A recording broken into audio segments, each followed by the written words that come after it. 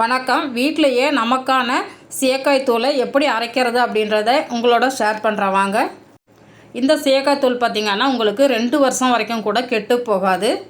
இந்த சீயக்காய் தூள் பார்த்திங்கன்னா ஃபஸ்ட்டு போடும்போது நுரைக்காது, 2வது முறை போடும்போது உங்களுக்கு முடி ஷாம்பு போல் நல்லா நுரைக்கும். வாங்க வீடியோக்குள்ளே போய் இந்த சீயக்காய் தூள் எப்படி அரைக்கிறதுன்னு பார்க்கலாம். இந்த சீயக்காய் தூள் அரைக்கிறதுக்கு செம்பருத்தி இலை, வேப்பிலை, துளசி இலை, கூடவே பார்த்திங்கன்னா குப்பைமேனி இலை இது எல்லாமே எடுத்திருக்கேன்.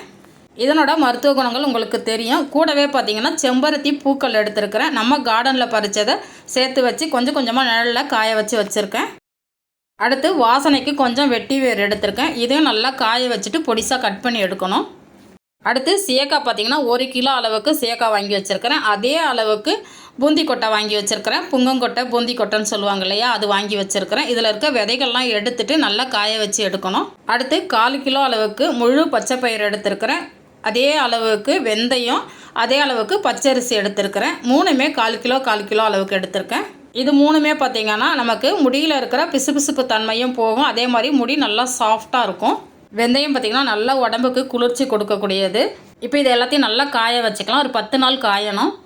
இப்போ எல்லாம் 10 நாள் காஞ்சதுக்கப்புறம் எல்லாத்தையும் ஒரு பாத்திரத்தில் சேர்த்து உங்களுக்கு காமிக்கிறேன். 1 கிலோ சீயக்காய், 1 கிலோ பூந்தி கொட்டையெல்லாம் எடுத்துகிட்டு பொடிசாக நச்சு வச்சுருக்கேன். அடுத்து பச்சரிசி, வெந்தயம், பச்சைப்பயிறு இதையும் சேர்த்துக்கலாம்.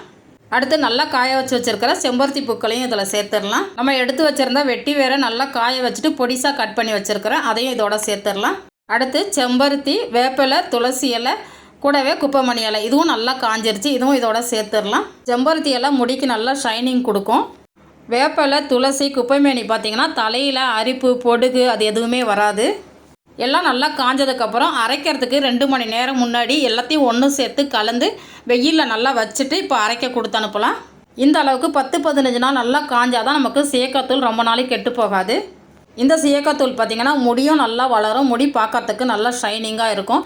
இப்போ நல்லா அரைச்சி எடுத்துகிட்டு வந்தாச்சு. இதை இந்த மாதிரி ஒரு சின்ன டப்பாவில் போட்டு டெய்லி யூஸ்க்கு வச்சுக்கோங்க. மீதி இருக்கிறத ஏர்டைட் டப்பாவில் போட்டு வச்சிங்கன்னா உங்களுக்கு 2 வருஷம் வரைக்கும் கூட அப்படியே இருக்கும். நான் இப்படி தான் சீயக்காய் தூள் 2 வருஷத்துக்கு ஒரு முறை அரைச்சி வச்சுக்குவேன். இந்த வீடியோ பிடிச்சிருந்தா நம்ம சேனலை சப்ஸ்கிரைப் பண்ணி வச்சுக்கோங்க.